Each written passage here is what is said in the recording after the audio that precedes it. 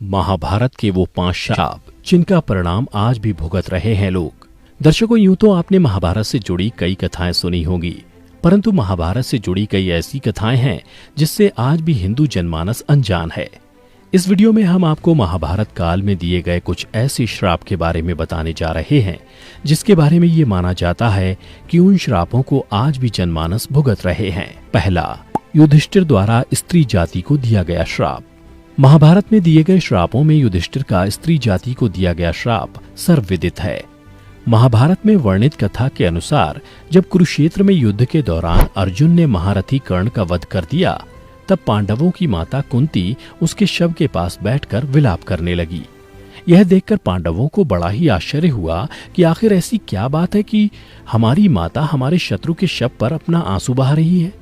तब ज्येष्ठ पांडव युधिष्ठिर अपनी माता कुंती के पास गए और उन्होंने देवी कुंती से पूछा, माता, क्या बात है जो आप हमारे सबसे बड़े शत्रु कर्ण के शव पर विलाप कर रही हैं?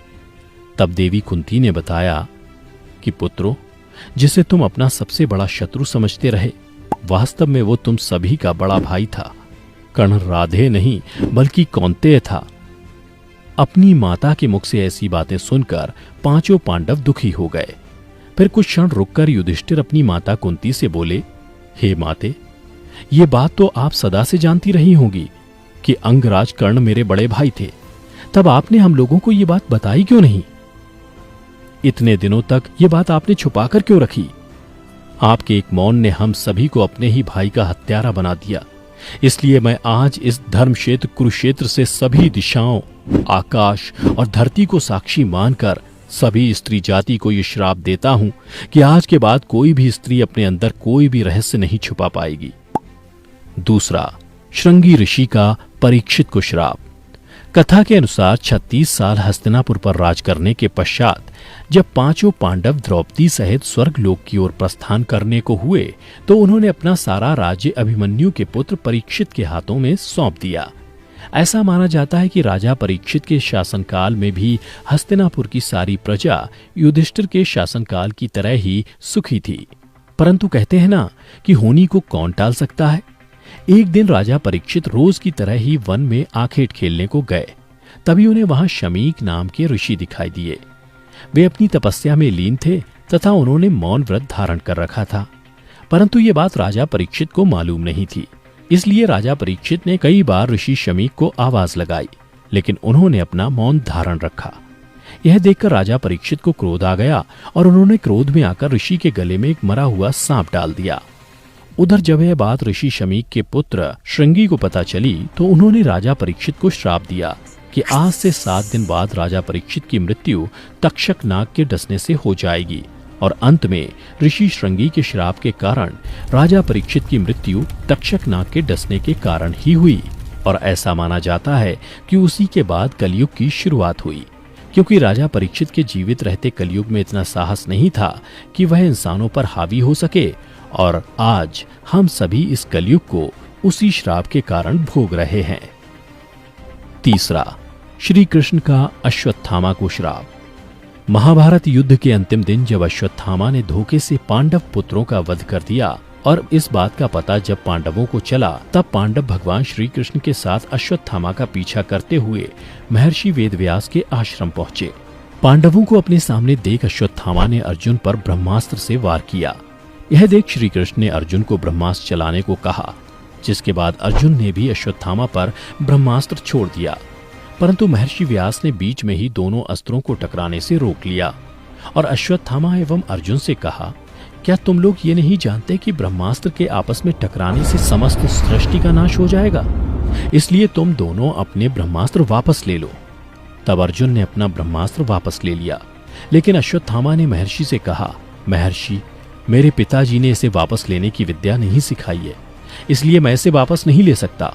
और इसके बाद उसने ब्रह्मास्त्र की दिशा बदलकर अभिमन्यु की पत्नी उत्तरा के गर्भ की ओर कर दी।